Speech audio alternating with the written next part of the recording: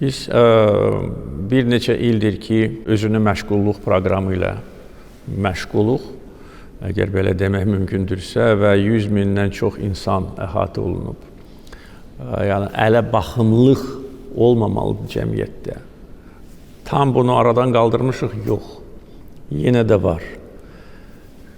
İş yerləri yaradılır, o cümlədən Qarabağ və Şərqi Zəngəzurda böyük tikinti meydançasıdır.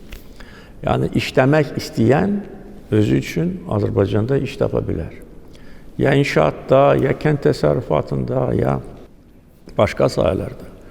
İşsizlik aşağı səviyyədədir, ancaq işsizlər var və bu hər bir ölkədə var.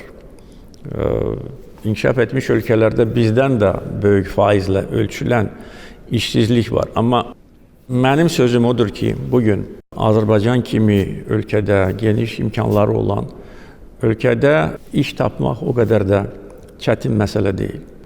Sadəcə olaraq bəziləri bəlkə də onlara təklif olunan işlərlə razı deyirlər, ona görə iş axtarmağa davam edirlər. Özünü məşğulluq proqramı işsizliyin böyük hissəsini faktiki olaraq aradan qaldırır və bu insanlara verilən vasitələrlə onlar öz ailə büdcələrini təmin edə bilərlər.